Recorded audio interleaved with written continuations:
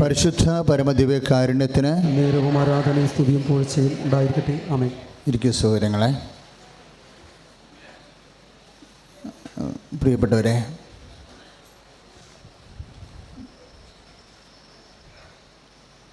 ഇത് ഉടമ്പടി ധ്യാനമാണ്.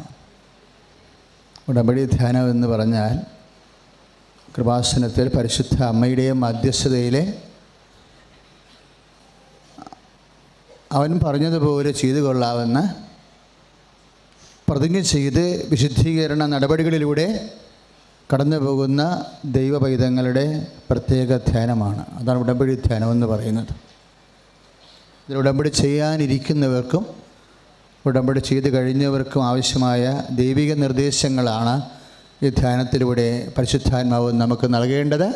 നിങ്ങൾ ആത്മാവിനോട് പ്രാർത്ഥിക്കുക. ആത്മാവേ, പരിശുദ്ധാത്മാവേ, ഞങ്ങളുടെ ജീവിതത്തിൻ്റെ പ്രതിസന്ധികളെ പരിഹരിക്കാൻ പര്യാപ്തമായ ദൈവവചനങ്ങളാൽ ഞങ്ങളെ ഇപ്പോൾ അഭിഷേകം ചെയ്യണമേ.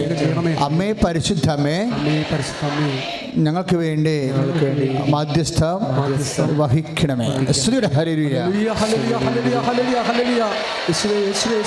ജീവിത പ്രശ്നങ്ങളിൽ ഞങ്ങൾക്ക് മുന്നോട്ട് പോകുവാൻ ആവശ്യമായ അഭിഷേക വചനങ്ങൾ തന്ന അനുഗ്രഹിക്കണമേ. അച്ഛൻ്റെ അധരത്തിലൂടെ ഈ ജനത്തിന്റെ രക്ഷയ്ക്ക്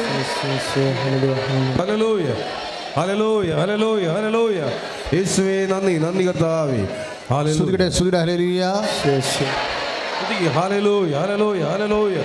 യേശുവേ നന്ദി കർത്താവേ. ഹല്ലേലൂയ, ഹല്ലേലൂയ, ഹല്ലേലൂയ, ഹല്ലേലൂയ, ഹല്ലേലൂയ, ഹല്ലേലൂയ, ഹല്ലേലൂയ, ഹല്ലേലൂയ, ഹല്ലേലൂയ, ഹല്ലേലൂയ, ഹല്ലേലൂയ. യേശുവേ നന്ദി കർത്താവേ. സ്തോത്രം ദൈവമേ, മഹത്വം ദൈവമേ. ഹല്ലേലൂയ, ഹല്ലേലൂയ, ഹല്ലേലൂയ, ഹല്ലേലൂയ, ഹല്ലേലൂയ, ഹല്ലേലൂയ. യേശുവേ നന്ദി, നന്ദി കർത്താവേ, മഹത്വം ദൈവമേ. ഹല്ലേലൂയ, ഹല്ലേലൂയ, ഹല്ലേലൂയ. പരിശുദ്ധ പരമദിവ്യകാരുണ്യത്തിന് ആരാധനയും സ്തുതിയും പുകഴ്ചയും ഉണ്ടായിരിക്കും. നമ്മൾ മാത്രമല്ല, ഈ ശുശ്രൂഷ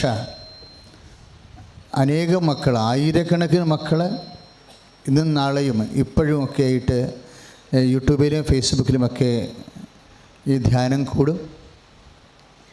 അവരെല്ലാവരെയും ഇപ്പോഴും പരിശുദ്ധ അമ്മയുടെ മധ്യസ്ഥയിൽ കൊണ്ടുവന്ന് കർത്താവിൻ്റെ തിരുസന്നിധി സമർപ്പിച്ചുകൊണ്ട് ശ്രുതിയുടെ ഹല്ലേലൂയ.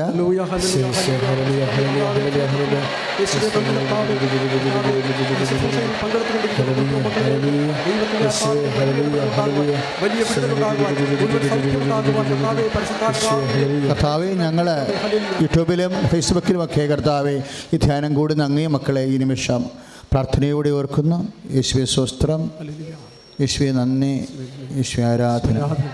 മക്കളെ, നമ്മൾ ഉടമ്പടി ധ്യാനമാകുമ്പോൾ സാക്ഷ്യങ്ങൾ കേട്ടതുപോലെ നിങ്ങൾക്കും ഉറപ്പായിട്ടും ഇവിടെ വന്ന് സാക്ഷ്യം പറയാൻ പറ്റും എന്ന് മനസ്സിൽ സന്തോഷിച്ച് കരുതണം. എന്താ കാരണം എന്ന് വെച്ച് കഴിഞ്ഞാൽ, നമ്മൾ കേട്ട സാക്ഷ്യങ്ങൾ കേൾക്കുമ്പോൾ നമുക്കതിൻ്റെ സ്വഭാവം, അതിൻ്റെ പ്രകൃതി മനസ്സിലാകും. അതായത് പല കാര്യങ്ങളും മനുഷ്യന് പെട്ടെന്ന് ബുദ്ധിപരമായിട്ട് ആലോചിച്ചാൽ നടക്കാത്ത കാര്യങ്ങളാണ് അമ്മ നടത്തി തരണത്. അപ്പോൾ തന്നെ നോക്കും, അതാണ് ഉടമ്പടിയുടെ നേച്ചർ. അതാണ് ഉടമ്പടിക്ക് ഒരു പ്രകൃതിയുണ്ട്. എന്താണ്? Not by merit but by grace. അതാണ് ബൈബിളിൽ ഉടമ്പടിയെക്കുറിച്ച് പറയണത്. നമ്മുടെ കഴിവ് കൊണ്ടല്ല, അവിടുത്തെ കൃപ കൊണ്ടാണെന്ന്. Praise the lord. അത് നമ്മൾ എഫേസ്യ ലേഖനമാണ്, 2-ാം അധ്യായം 8-ാമത്തെ വാക്യം. Not by merit but by grace. അവിടെ ഉടമ്പടി ചെയ്യുന്ന എല്ലാ മക്കളും ചിന്തിക്കണം, ഇത് നടക്കുമോ, നടക്കത്തില്ലായിരിക്കുമോ, ഇത് എൻ്റെ കഴിവിന് പറ്റിയ കാര്യമാണോ അല്ലയോ എന്നൊക്കെ ചിന്തിച്ച് കൺഫ്യൂഷൻ ആക്കരുത്. കാര്യം നമ്മൾ ഉണ്ടാക്കുന്ന കൺഫ്യൂഷൻസ് നമ്മൾ ഉണ്ടാക്കുന്നതാണ്. ദൈവത്തിനൊരു കൺഫ്യൂഷനുമില്ല. കാര്യം എന്താ? നമ്മുടെ ശക്തിയിലല്ല ദൈവം ആശ്രയിക്കുന്നത്, ദൈവത്തിൻ്റെ കൃപയിലാണ് ആശ്രയിക്കുന്നത്. Price the Lord, hallelujah. അപ്പം കൃപയുടെ ഒരു കാലഘട്ടം നമ്മുടെ ജീവിതത്തിൽ തുടങ്ങുമ്പോൾ നമ്മളെപ്പോഴും ചിന്തിക്കേണ്ടത് കൃപ എപ്പോഴും കരുണയിൽ വർക്ക് ചെയ്യണതാണ്. പറഞ്ഞ മനസ്സിലായില്ലേ? കൃപ, ദൈവത്തിൻ്റെ കൃപ നമ്മുടെ ജീവിതത്തിൽ വർക്ക് ചെയ്യണത്, എൻ്റെ അനുകൂലമായ ഒരു കാലാവസ്ഥ എന്ന് പറയുന്നത് കരുണയാണ്. അപ്പോൾ നമ്മൾ ദൈവപൈതൽ ചിന്തിക്കേണ്ടത്, ദൈവത്തിന് എന്നോടും എൻ്റെ കുടുംബത്തോടും കരുണ തോന്നാൻ ഞാൻ എൻ്റെ ജീവിതം എങ്ങനെ സുവിശേഷ വിഹിതമായി പുനഃക്രമീകരിക്കണം. അത് കണ്ണിൽ എണ്ണ ഒഴിച്ച് ചെയ്യേണ്ട കാര്യമാണ്. കാര്യം കരുണ തോന്നാൻ നമ്മുടെ ഇപ്പോൾ പത്രോസിനോട് ഈശോ എന്നാ പറഞ്ഞത്? നീ മാനുഷിക കാര്യങ്ങളാണ് അന്വേഷിക്കുന്നത്, ദൈവിക കാര്യങ്ങളല്ല. അപ്പോൾ നമ്മൾ അന്വേഷിക്കുന്നതും പ്രാർത്ഥിക്കുന്നതും അടിസ്ഥാനപരമായിട്ട് എന്തായിരിക്കണം? ദൈവിക കാര്യങ്ങളായിരിക്കണം. പിടികിട്ടില്ലേ? അപ്പം നീ മാനുഷിക കാര്യങ്ങളാണ് അന്വേഷിക്കുന്നത്. ഇപ്പോൾ മർക്കോസിൻ്റെ സുവിശേഷം 8-ാം അധ്യായമാണ് 33-ാമത്തെ തിരുവചനം. ഒന്ന് പറഞ്ഞാൽ, നീ മാനുഷിക കാര്യങ്ങളാണ് അന്വേഷിക്കുന്നത്, ദൈവിക കാര്യങ്ങളല്ല. അപ്പോൾ വചനം എന്താ പറയണത്? നമ്മൾ അന്വേഷിക്കണമെങ്കിലും പ്രാർത്ഥിക്കണമെങ്കിലും പ്രാർത്ഥിക്കുന്ന വിഷയങ്ങളിൽ മാനുഷിക കാര്യങ്ങൾ മാറ്റണം. പിന്നെന്ത് ചെയ്യണം? അതിൻ്റെ അകത്ത് ദൈവിക കാര്യങ്ങൾ ഉൾപ്പെടുത്തണം പ്രാർത്ഥനയിൽ. കാര്യം പത്രോസിനോട് ഈശോ എന്നാ പറഞ്ഞത്? സാത്താനെ നീ എൻ്റെ പിന്നിൽ പോകാൻ പറഞ്ഞല്ലേ. പ്രാർത്ഥനയ്ക്ക് ഉത്തരം ചില സമയത്ത് കിട്ടാതെ നമ്മൾ പിന്നിൽ പോകേണ്ടി വരും, പുറകിൽ പോകേണ്ടി വരും, പുറകിലായി പോകും ഓരോ കാര്യങ്ങൾക്കും. അതെന്തുകൊണ്ടാണ് ഇങ്ങനെ പിന്നിലായിട്ട് പോണത്? മാനുഷിക കാര്യങ്ങൾ അന്വേഷിക്കണ കൊണ്ടാണ്. അത് ദൈവിക കാര്യങ്ങൾ അന്വേഷിച്ച് കഴിഞ്ഞാൽ നമ്മൾ മുമ്പിലാവും. അപ്പോൾ നിങ്ങൾ ചോദിക്കുക, അച്ഛാ എങ്ങനെയാണ് ഈ മാനുഷിക കാര്യങ്ങൾ? നമ്മൾ മനുഷ്യന്മാരല്ലേ, മാനുഷിക കാര്യങ്ങളല്ലാതെ പിന്നെ നമ്മളെന്താണ്? നമ്മൾ ദൈവമാണോ? നമ്മളെങ്ങനെ ദൈവിക കാര്യങ്ങൾ അന്വേഷിക്കുന്നത്? അങ്ങനെയല്ല. എല്ലാ വിഷയങ്ങൾക്കും അതിൻ്റെ മാനുഷിക വശമുണ്ട്, ദൈവിക വശമുണ്ട്. ഇപ്പം നമ്മൾ ഒരു ഉദാഹരണം പറയാം. ഇപ്പോൾ നിങ്ങൾ മാറി താമസിക്കാൻ തീരുമാനിച്ചു. നിങ്ങൾ 3 ചേട്ടാനുജന്മാരുള്ള വീട്ടിലാണ് കെട്ടി വന്നിരിക്കുന്നത്. നിങ്ങൾ മൂത്തവൻ്റെയോ അല്ലെങ്കിൽ നടുവത്തവൻ്റെയോ ഭാര്യയാണ്, അല്ലെ ഭർത്താവാണ്. എന്നായാലും മാറി താമസിക്കണം അല്ലേ? പക്ഷെ മാറി താമസിക്കാൻ വലിയ പാങ്ങൊന്നും കാണുന്നില്ല. പക്ഷെ നിങ്ങളതുകൊണ്ട് ഉടമ്പടി ചെയ്തിരിക്കുകയാണ്, മാറി താമസിക്കണം. ഒരു 3 സെൻറ്റ് സ്ഥലം, അവിടെ കൂര കുത്താനുള്ളൊരു ഇടവും തന്നെ ആണ് നമ്മൾ പ്രാർത്ഥിക്കുന്നത്. അപ്പോൾ പ്രാർത്ഥിച്ച് കഴിയുമ്പോൾ ഇതിൻ്റെ അകത്ത് മാനുഷിക കാര്യമാണ്, ഇത് ദൈവിക കാര്യമാണ്. നമ്മൾ 3 ചേട്ടാനുജന്മാരും അവരുടെ നാത്തും അവരുടെ ഭാര്യമാരും അവരുടെ മക്കളൊക്കെ ഉണ്ട്, തറവാട്ടിലുണ്ട്. നമുക്ക് മാറി താമസിക്കാതെ വരെ മാർഗ്ഗമില്ല. അപ്പനോട് പറഞ്ഞ് ഞങ്ങൾക്ക് വല്ലതും ഉണ്ടെന്ന് ചോദിച്ചപ്പോൾ അപ്പം പറഞ്ഞ് നിങ്ങൾക്ക് നിങ്ങൾ തന്നെ ഉണ്ടല്ലോ, പിന്നെ എന്തിനാണെന്ന് ചോദിക്കും. എന്താ ഇങ്ങനെ താമസിക്കണം? അപ്പ അല്ലേ, നിന്നെയൊക്കെ പഠിപ്പിച്ചില്ലേ? അപ്പം എൻ്റെ കാശ് തീർന്ന്. ഇനി നിങ്ങൾ വളർന്ന് ഇനി നിങ്ങൾ സ്വന്തമായിട്ട് അധ്വാനിച്ച് വീട് വെക്കണം. അപ്പോൾ ചില അപ്പന്മാർ ചെയ്യണമെന്ന് വെച്ച് കഴിഞ്ഞാൽ അവരുടെ ജീവിതകാലം മുഴുവനും അവർ വിദ്യാഭ്യാസം പരമപ്രധാനമായിട്ട് കണ്ടുകൊണ്ട് അവർ പരമാവധി കടവും വിലയും മേടിച്ച് മക്കളെ പഠിപ്പിച്ച് മാറ്റും. അപ്പോൾ പറഞ്ഞ് നിങ്ങൾക്ക് നിങ്ങൾ തന്നെ ഉണ്ടല്ലോ, നിങ്ങൾ ഞങ്ങളെ പഠിപ്പിച്ചു, അതെ ഞങ്ങളുടെ ബാങ്ക് നിങ്ങളാണ്, ഞങ്ങൾക്കുള്ളത് നിങ്ങളാണ് നിക്ഷേപിച്ചിരിക്കുന്നത്. അപ്പോൾ ഇനി നിങ്ങൾ തന്നെ നിങ്ങളുടെ അധ്വാനം കൊണ്ട് കണ്ടെത്താനുള്ള മാർഗ്ഗം അന്വേഷിക്കണമെന്ന് പറയും. അപ്പോൾ അതിൻ്റെ അകത്ത് തെറ്റൊന്നുമില്ല. അപ്പം പറയണത് അപ്പോൾ ഇവിടുന്ന് തറവാട്ടിൽ നിന്നൊന്നും കിട്ടപ്പോരില്ലെന്ന് നമ്മൾ മനസ്സിലാക്കി. ഇപ്പോൾ അവസാനം കേട്ടൊരു സാക്ഷ്യം കണ്ടില്ലേ? അവസാനം ഒരു സാക്ഷ്യം കേട്ടില്ലേ? അവർക്ക് ചെന്നൈയിൽ ജോലി കിട്ടിയെന്ന് പറഞ്ഞില്ലേ? നല്ല ജോലിയാണ് കിട്ടിയത്. ശേഷം അവർ ഇവിടെ കളമശ്ശേരി വന്നു, അവിടെ ജോലി ഇങ്ങോട്ട് ട്രാൻസ്ഫർ ചെയ്ത് കിട്ടി. അവിടെ അവർ എൻജിനീയർ, അവിടുത്തെ വർക്ക് സൂപ്പർവൈസ് ചെയ്യുന്ന ആൾ കൂടിയായി മാറി. അപ്പോൾ പെട്ടെന്ന് നടന്നാണ്. അവർ തകർന്ന് തരിപ്പണമായി 0-യിൽ വന്ന ആൾക്കാരാണ്. ഒറ്റ ഉടമ്പടി കൊണ്ട് ഒരു രാത്രി കൊണ്ട് അമ്മ ഇടപെട്ടതാണ്. അവർക്ക് പോലും അറിയത്തില്ല അവരെങ്ങനെയാണ് ഈ അവസ്ഥയിൽ എത്തിച്ചേർന്നതെന്ന്. അമ്മ വിചാരിച്ചാൽ ഈ ഒരാഴ്ച കൊണ്ട് നടക്കിയ വിഷയങ്ങൾ ഒന്നും കാണണ്ട, ഒന്നും കണ്ടില്ലല്ലോ അവർക്ക് വിശ്വാസം മാത്രമേ ആസ്തിയായിട്ടുണ്ടായിരുന്നുള്ളൂ. ആസ്തി എപ്പോഴും നമ്മുടെ ആസ്തി എന്താണെന്ന് ചോദിച്ചാൽ ഉടനെ പറയണം, നിങ്ങൾ എവിടെയും പൊന്നും ഒന്നും പറയരുത്, വിശ്വാസമാണ് എൻ്റെ ആസ്തി. ഞാൻ നിങ്ങളോട് ചോദിക്കുകയാണ്, എന്താണ് നിങ്ങളുടെ ആസ്തി? വിശ്വാസമാണ് എൻ്റെ ആസ്തി എന്ന്. അതേ ഉള്ളൂ, അത് മതി. വേറെ ഒരു ആസ്തിയുടെ ആവശ്യമില്ല. വിശ്വാസത്തിൽ നിന്ന് അല്പം നീണ്ടു പോകുകയാണെന്നുണ്ടെങ്കിൽ അത് പ്രത്യാശയാണ്. അത് ദൈവം പരിശുദ്ധാത്മാവ് നമുക്ക് നൽകണതാണ്. ചില കാര്യങ്ങൾ പ്രത്യാശയിൽ നിന്ന് അല്പം കൂടി 2-3 ഒരു ഘട്ടം കൂടി പിന്നിടുകയാണെങ്കിൽ ദൈവസ്നേഹമാണ്. ചില കാര്യങ്ങൾ അല്പം കൂടുതൽ താമസിച്ച് മാത്രമേ നടക്കാവൂ. അതിനാണ് സമർപ്പണമുള്ളത്. ഇതെല്ലാം ഓരോ തിയോളജിക്കൽ വെർച്യൂസാണ്, ദൈവിക പുണ്യങ്ങളാണ്. ഒരു ദൈവ പൈതൽ മുന്നോട്ട് പോകുന്ന സമയത്ത് നിലനിൽപ്പിനുള്ള വരങ്ങൾ നൽകിക്കൊണ്ടേയിരിക്കും ദൈവം. ദൈവിക പുണ്യങ്ങളെന്നാണ് തിയോളജിയിൽ ഇനി പറയണത്. വിശ്വാസം, പ്രത്യാശ, സ്നേഹം. അതിൻ്റെ കൂടെ ഞാൻ സമർപ്പണം കൂടി ചേർത്തിട്ടുണ്ട്. കാര്യം ചില കാര്യങ്ങൾ സമർപ്പണമില്ല എന്നുണ്ടെങ്കിൽ ദൈവത്തിരുസന്നിധിയിൽ നിന്ന് ആർജിക്കുവാൻ പാടായി വരും. സമർപ്പണമാണ് ഏറ്റവും ടോപ്പ് ഡിസ്പോസിഷൻ. ദൈവത്തിരുസന്നിധിയിൽ ഒരു വ്യക്തി പ്രസാദാത്മകമായി നിലനിൽക്കാനുള്ള ഏറ്റവും വലിയ പുണ്യങ്ങളിലൊന്നാണ് സമർപ്പണം. ശ്രുതിയുടെ ഹല്ലേലൂയ.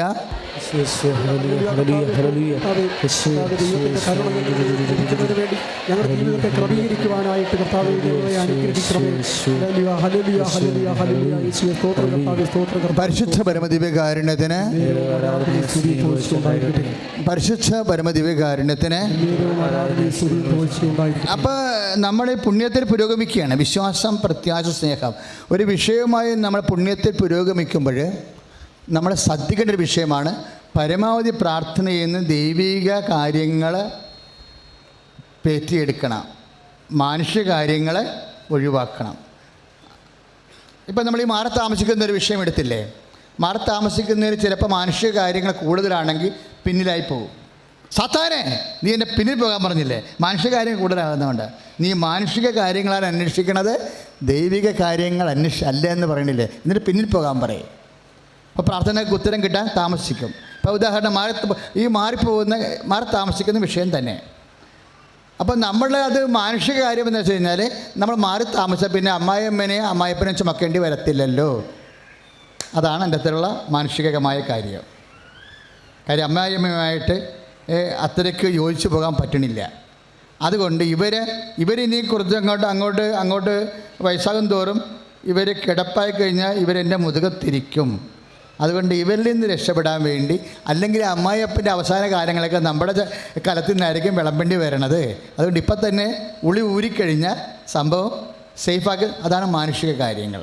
ഇതിവിടെ വരുമ്പോൾ പിന്നിലായി പോകും. കാര്യം പ്രാർത്ഥിക്കുമ്പോൾ വളരെ ശ്രദ്ധിക്കണം. കാര്യം പ്രാർത്ഥിക്കണത് ജോസപ്പച്ചനോടൊന്നുമില്ല. ആരോടെ പ്രാർത്ഥിക്കേണ്ടത്? നിൻ്റെ അന്തരംഗങ്ങൾ വിവേചിക്കണവനോട് പ്രാർത്ഥിക്കണത്. അന്തരംഗങ്ങൾ വിവേചിക്കുമ്പോൾ ആണ് പ്രശ്നം വരണത്. അന്തരംഗങ്ങളിൽ മാനുഷിക കാര്യങ്ങൾ വന്നാൽ ഇനി ഇതിനെ ദൈവിക കാര്യമാക്കാൻ പറ്റും നമുക്ക്. കാര്യങ്ങൾ ദൈവം രണ്ടായിട്ട് തിരിക്കും. ഈശോയുടെ കാലം മുതലാണ് അങ്ങനെ തിരിക്കാൻ തുടങ്ങിയത്. ഈശോയുടെ കാലം മുതൽ കാര്യങ്ങളെ ഈശോ രണ്ടായിട്ട് തിരിക്കും. എന്താണ്? മാനുഷിക കാര്യവും ദൈവിക കാര്യവും.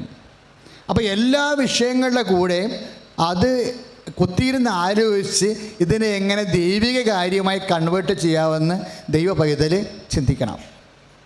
അപ്പോൾ ഇതിനെങ്ങനെ ദൈവിക കാര്യമായിട്ട് കൺവേർട്ട് ചെയ്യാം? ഇപ്പോൾ ചില മരുമക്കൾ പ്രാർത്ഥിക്കും, കർത്താവേ ഞങ്ങൾക്ക് അപ്പനും അമ്മയ്ക്കും നല്ല ഭക്ഷണം ഇവിടെ കിട്ടണില്ല, എല്ലാവരും കൂടി കിടന്ന് ഒരു വെപ്പൊക്കെ കാരണം ഉണ്ടാകുന്ന ബുദ്ധിമുട്ടുകളാണ്, പ്രായമായവരെ നോക്കേണ്ടതാണ്, അതുകൊണ്ട് ഞങ്ങൾക്ക് നീ കൂര കുത്താറി ഇടതെന്ന അപ്പനെ ഞങ്ങൾ നോക്കിക്കൊള്ളാം. അപ്പോൾ ദൈവിക കാര്യമായി ആ സംഭവം പെട്ടെന്നാണ് ദൈവിക കാര്യമാകുന്നത്. ഈ ദൈവിക കാര്യം പെട്രോളെ തീ പിടിക്കണ പോലെ കത്തിപ്പിടിക്കും. ഉടനെ പെട്രോളെ തീ പിടിക്കണ പോലെ ഈ സംഭവം കത്തിപ്പിടിക്കും. അതായത് എൻ്റെ മക്കൾ എപ്പോഴും ഒന്ന് ശ്രദ്ധിച്ചേ യേശുവിയുടെ ഹല്ലേലൂയ.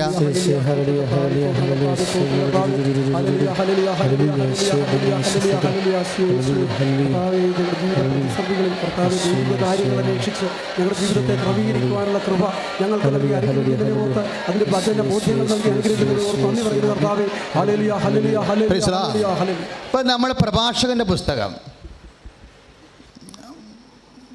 33:16 അവിടെ നമുക്ക് പ്രസിദ്ധമായൊരു തിരുവചനമാണ്. എന്താണ്? ഒടുവിലാണ് ഞാൻ ഉണർന്നത് എന്ന് പറഞ്ഞ്. ഒടുവിലാണ് ഞാൻ ഉണർന്നത്, കാലാപെറുക്കുന്നവരെ പോലെ മുന്തിരിപ്പഴം ശേഖരിക്കുന്നവരുടെ കൂട്ടത്തിൽ ഞാൻ പിന്നിലായിപ്പോയി. കർത്താവിനെ അനുഗ്രഹിച്ച് മുന്നിലാക്കി. അപ്പോൾ ആ വചനം വളരെ രസകരമായ വചനമാണ് അല്ലേ? പ്രഭാഷകൻ 33:16 എന്ത് പറയണത് എന്ന് പറഞ്ഞ്. പ്രഭാഷകൻ 30 വചനമൊക്കെ മക്കളെ ഇപ്പോൾ ഒരു ചേച്ചി സാക്ഷ്യം പറഞ്ഞില്ലേ, എന്നാ സാക്ഷ്യം പറഞ്ഞത്? അവരെന്നാ സാക്ഷ്യം പറഞ്ഞത്? ഞാൻ വചനം കേട്ടപ്പോഴേ കൗൺസിലിംഗ് എല്ലാം എഴുതി. കൗൺസിലിംഗിൽ എഴുതിയ വചനങ്ങൾ വീട്ടിൽ പോയി 3 മണി വെളുപ്പിനെ വരെ ഇരുന്നിട്ട് ഞാൻ എൻ്റെ നോട്ട് ബുക്കിലേക്ക് പകർത്തി. അത് പകർത്തിയപ്പോഴെന്നാ സംഭവിച്ചത്? എൻ്റെ ഭർത്താവിരുന്ന് വചനം വായിക്കണ ഞാൻ കണ്ടെന്ന് ആദ്യമായിട്ട്.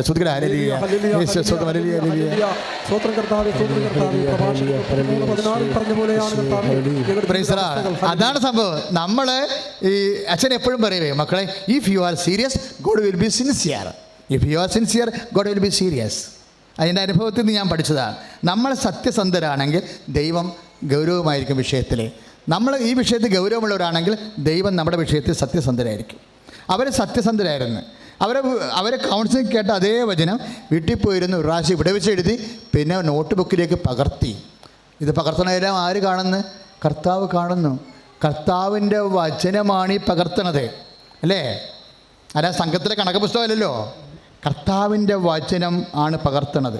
മക്കളെ, വചനമെന്ന് പറയുമ്പോൾ കണ്ണ് നിറയണം. കാര്യം എൻ്റെ കർത്താവ് നിത്യത വരെയുള്ള എൻ്റെ കഴിച്ചുകൂട്ടലിന് വേണ്ടി തന്ന അന്നു വേണ്ട ആഹാരമാണ് കർത്താവിൻ്റെ വചനം. കൈ അടിച്ച് കർത്താൻ.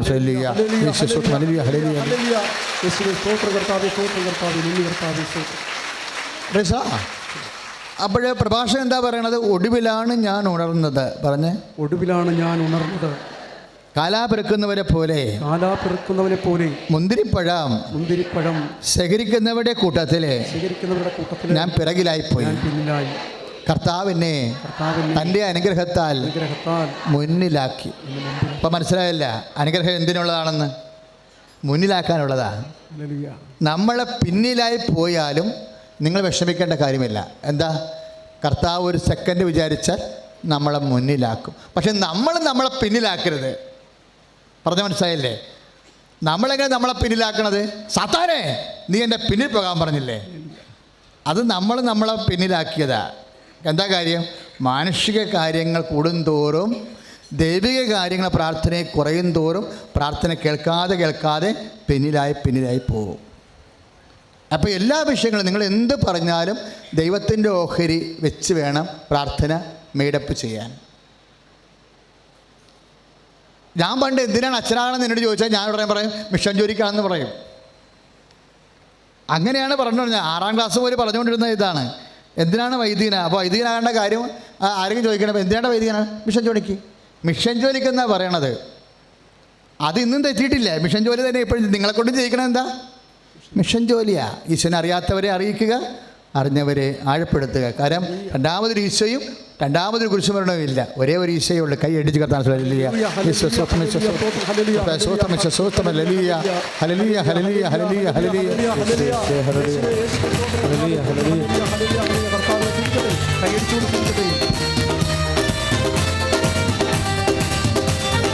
ആകാശം മാറും, ഭൂതലവും മാറും, ആദ്യം മുതൽക്കേ മാറാതും തിരുവചനം മാത്രം. കാലങ്ങൾ മാറും, രൂപങ്ങൾ മാറും, അന്നും ഇന്നും മായാതുള്ള തിരുവചനം മാത്രം. വചനത്തിൻ്റെ വിതയ്ക്കാൻ പോകാം, സ്നേഹത്തിൻ്റെ കതിരുകൾ കൊയ്യാൻ പോകാം. വചനത്തിൻ്റെ വിത്ത് വിതയ്ക്കാൻ പോകാം, സ്നേഹത്തിൻ്റെ കതിരുകൾ കൊയ്യാൻ പോകാം.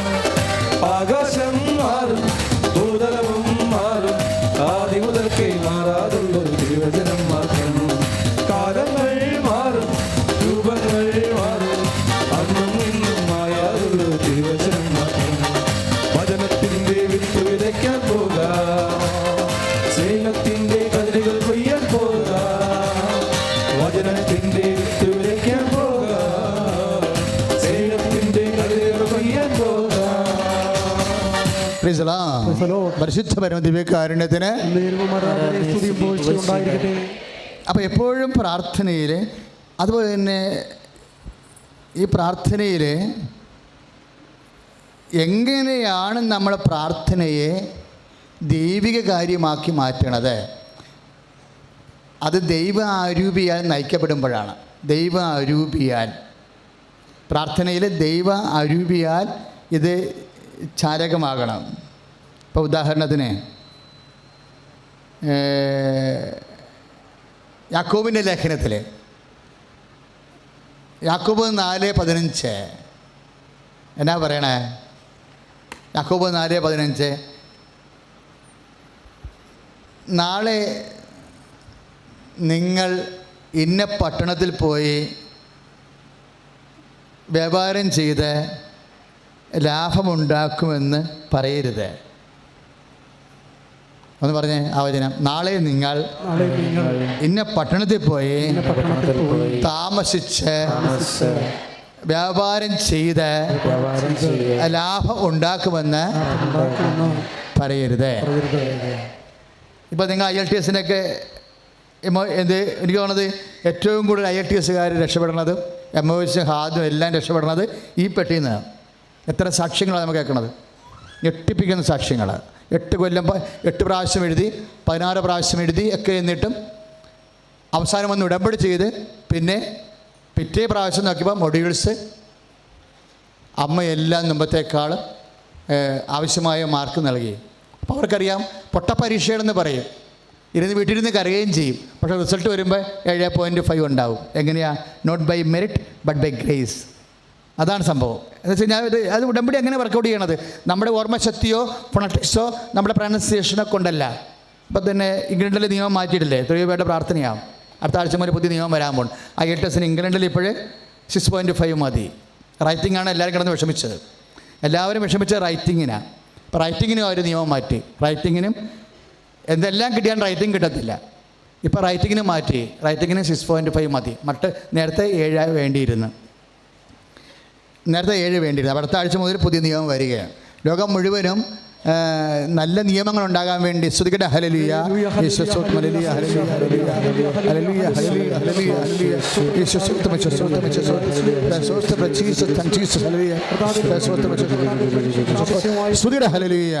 ഹല്ലേലൂയ,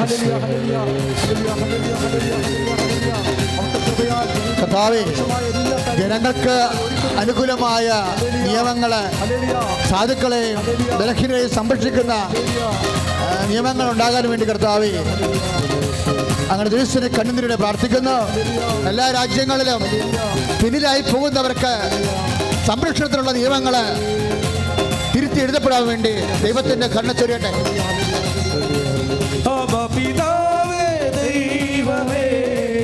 അവിടുത്തെ രാജ്യം വരേണമേ, അങ്ങേ തിരുഹിതം ഭൂമിയിൽ എന്നെന്നും നിറവേറിടേണമേ.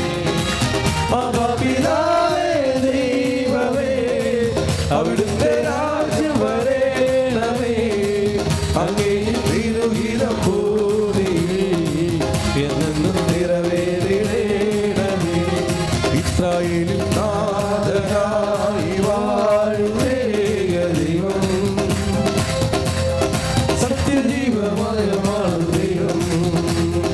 മർത്യനായി ഭൂമിയിൽ പിറന്ന ദൈവം, നിത്യജീവനേകുന്ന ദൈവം. പരിശുദ്ധ പരമദിവ്യകാരുണ്യത്തിന് ഇപ്പോഴും നമ്മൾ യാക്കോബ് 4:15 ധ്യാനിച്ചുകൊണ്ടിരുന്നത്. എന്നാ പറയണത്? ഈശോ എന്നാ പറഞ്ഞത്?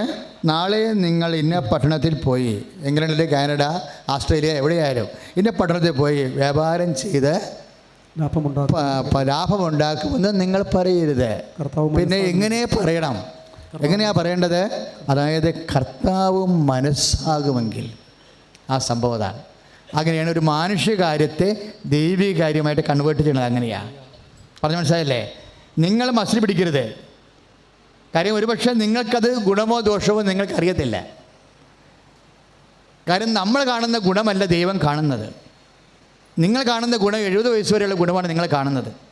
ഒരു ചെറുക്കനെ കല്യാണം കഴിക്കുക, അല്ലെങ്കിൽ ഒരു പെണ്ണിനെ കല്യാണം കഴിക്കുക, എവിടെയെങ്കിലും അവിടെ PR കിട്ടി അവിടെ താമസിക്കുക, 2 കുഞ്ഞുങ്ങളെ അവിടെ പഠിപ്പിക്കുക, മാതാപിതാക്കന്മാർക്ക് കുറച്ച് പൈസ അയച്ചു കൊടുക്കുക, കുടുംബത്തിൻ്റെ കടം മാറ്റുക, ഇത്രയും മിനിമം പരിപാടിയാണ് നിങ്ങൾ കാണുന്നത്. പക്ഷേ ദൈവം കാണുന്നത് അങ്ങനെയല്ല. ദൈവം എന്ത് കണ്ടാലും സ്വന്തം മകനെ അധികരിച്ച് കാണത്തുള്ളൂ. മക്കളെ, ഈ മകനിങ്ങനെ ആയില്ലേ? എന്തിനു വേണ്ടി ഇങ്ങനെ ആയതാ? നിത്യത എന്ന് പറഞ്ഞൊരു വിഷയമുണ്ട്. അതിൻ്റെ കവറേജ് ഇല്ലാത്തൊരു സാധനം ദൈവം ടേക്കപ്പ് ചെയ്യത്തില്ല. എന്തിനാവും വന്നത്? ഞാൻ വന്നിരിക്കുന്നത് എന്തിനാ? ചുമ്മാ ജീവൻ ഉണ്ടാകാനല്ലല്ലോ. ആണോ? ആണോ? 10:10 യോഹന്നാൻ എന്താ? സമർത്ഥമായി. അപ്പം സമർത്ഥമായ ജീവൻ എന്ന് പറയുമ്പോൾ സമർത്ഥമായ ജീവൻ നിത്യതയെ ഉൾക്കൊള്ളിച്ചുകൊണ്ടാണ് ഈശോ സംസാരിച്ചിരിക്കുന്നത്. അല്ല നമുക്ക് വിദേശത്ത് അന്യരാജ്യങ്ങളിൽ ജോലി തരാനാണ് ഈശോ ക്രൂശിക്കപ്പെട്ട് മരിച്ചത്? അല്ല. ഇതൊക്കെ നിങ്ങൾക്ക് ആവശ്യമാണ് അല്ലെന്ന് പറഞ്ഞില്ലല്ലോ, പറഞ്ഞോ? മത്തായി 6:33 ഈശോ പറഞ്ഞു ഇതൊക്കെ നിങ്ങൾക്ക് ആവശ്യമാണ്. IELTS അതുപോലെ തന്നെ ജോലിയും എല്ലാം നിങ്ങൾക്ക് ആവശ്യമാണ്, വീടും നിങ്ങൾക്ക് ആവശ്യമാണ്. But seek first the kingdom of God. നിങ്ങൾ ആദ്യം ദൈവരാജ്യത്തെ അന്വേഷിക്കണം. എന്തിനാണ്? നിത്യതയെ അന്വേഷിക്കണമെന്ന്. അപ്പം നിത്യതയെ അന്വേഷിച്ചു കൊണ്ടുള്ള കവറേജാണ് കർത്താവ് ദൈവിക കാര്യമായി മാറ്റണത്.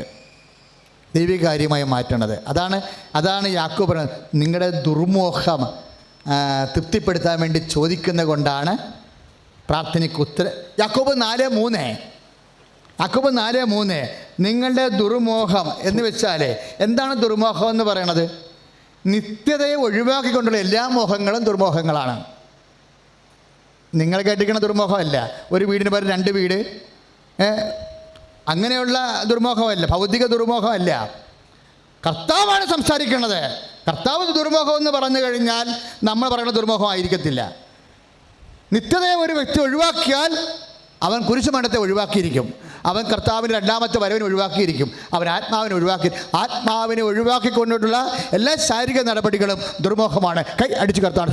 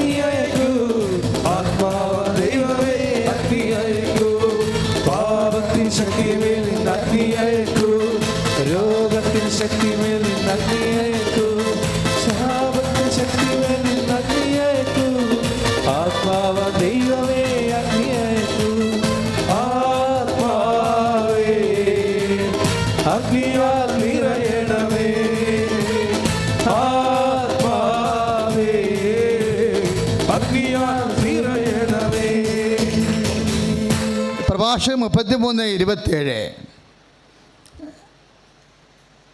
സ്തുതിയുടെ ഹല്ലേലൂയ.